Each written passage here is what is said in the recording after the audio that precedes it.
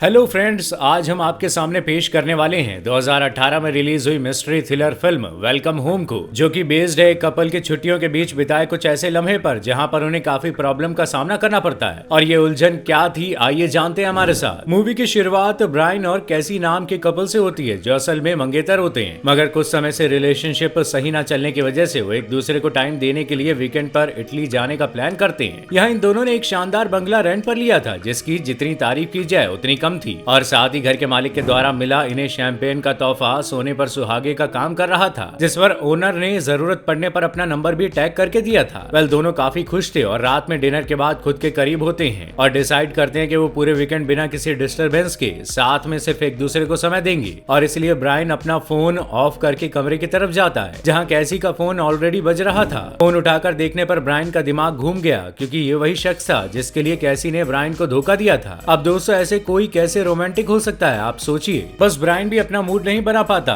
जहां दोनों आज रात एक दूसरे के होने वाले थे, वहीं ब्रायन के खराब मूड के चक्कर में एक दूसरे से अलग सो गए। अगली सुबह कैसी ब्रायन के लिए ब्रेकफास्ट बनाकर जॉगिंग के लिए निकल जाती है। रनिंग करते करते कैसी ब्रायन को लेकर सोचने लगती है और तभी वो अनदेखे में किसी चीज से फंसकर गिर जाती है, जिससे उसे काफी चोट लगती है। कैसी किसी तरह लंगड़ाते हुए रोड के किनारे आती है और फिर फेडरिको नाम का एक अनजान शख्स उसे लिफ्ट देता है और वो कैसी को उसके घर तक सही सलामत ड्रॉप कर देता है। यहाँ आपको बता दे दोस्तों, जिस घर में कैसी और ब्रायन रहते थे, फेडरिको भी उसके काफी पास ही रहता था, जिसकी खबर इन दोनों में से किसी को नहीं थी। घर पहुंचते ही कैसी फेडरिको को कॉफी ऑर्डर करती है, जिस पर पहले तो वो मना कर देता है, लेकिन बाद में कॉफी के लिए हामी भर देता है। यहाँ फेडरिको की मुलाकात ब्रायन से होती है और दोनों एक दूसरे से हैंडशेक करते हैं। ब्रायन को कैसी के साथ हुए हादसे के बारे में पता चलता है और दोनों शॉपिंग पर जाने की बात करने लगते हैं। फेडरिको उन्हें शहर तक छोड़ने की बात कहता है, जिस पर ब्रायन टैक्सी का हवाला देकर मना कर देता है, लेकिन फेडरिको उनसे बताता है कि यहाँ उसे कोई टैक्सी नहीं मिलने वाली, क्योंकि ये सिर्फ एक गाँव है, जिस पर बाद में ब्रायन मान जाता है। वहीं हम देखते हैं कि कैसी ब्रायन से शार लेने की बात कहकर वहां से चली जाती है, जो कि ब्रायन के लिए एक तरह का इनविटेशन था।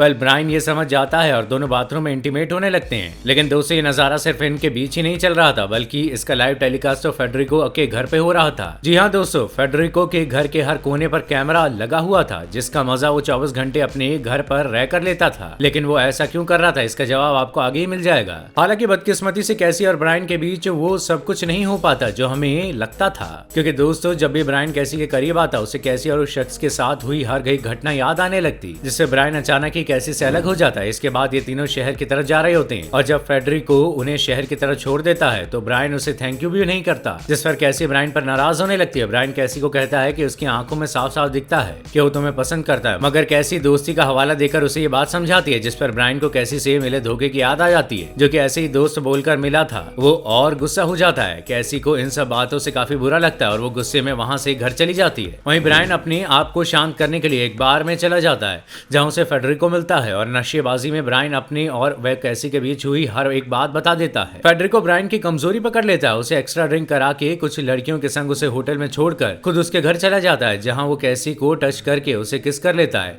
लेकिन कैसी इस बात से अनजान थी, उसे लगा ये ब्रायन है और उसे एक तगड़ा स्मूच देकर सो जाती है। अगली सुबह जब ब्रायन की आंख खुलती है तो वो उठते ही अपने घर की तरफ भागता है और घर पहुंचकर कैसी को उठाकर शावर लेने चला जाता है। तभी बाथरूम में ब्रायन को बीते दिनों हुई फेडरिको की बातें याद आने लगती है। वो सीधे जाकर कैसी से पूछता है कि क्या फेडरिको रात में यहाँ आया था, जिस पर कैसी काफी गुस्सा हो जाती है और दोनों में फिर से लड़ाई होने लगती है। वही ब्रायन फेडरिको की असलियत जानने के लिए उसके घर पर जाता है, लेकिन वो वहाँ नहीं मिलता, बल्कि वो घर तो पूरा खंडर पड़ा हुआ था। दूसरी तरफ हम देखते हैं कि फेडरिको कैसी और ब्रायन के लिए एक खरगोश मार के लाता है और रात में साथ में डिनर करने को कहता है। घर पहुंचकर ब्रायन अकेले में फेडरिको से घर छोड़कर अभी के अभी जाने को कहता है, लेकिन वो उसे पिछली रात शहर में हुई लड़कियों के साथ के कारनामे की धमकी देकर ब्रायन का मुंह बंद करवा देता है। डिनर के बाद ब्रायन कैसी को खुद ही उस रात का सच बता देता है, जिस पर कैसी उसे माफ कर देती है और दोनों को अब फेडरिको की हरकत पर शक होने लगता है और बात ही बात पर दोनों इंटीमेट होने लगते हैं। और ये सारा सीन फेडरिको अपने घर से देख रहा था। वहीं बेडरूम में जाने से पहले ब्रायन बेसमेंट में वाइन लेने जाता है, मगर तभी बेसमेंट का दरवाजा अचानक से बंद हो जाता है और ब्रायन वहीं फंस जाता है। इसी बीच बेडरूम में कैसी को एक ब्लाइंड फोल्ड नजर आता है। उसे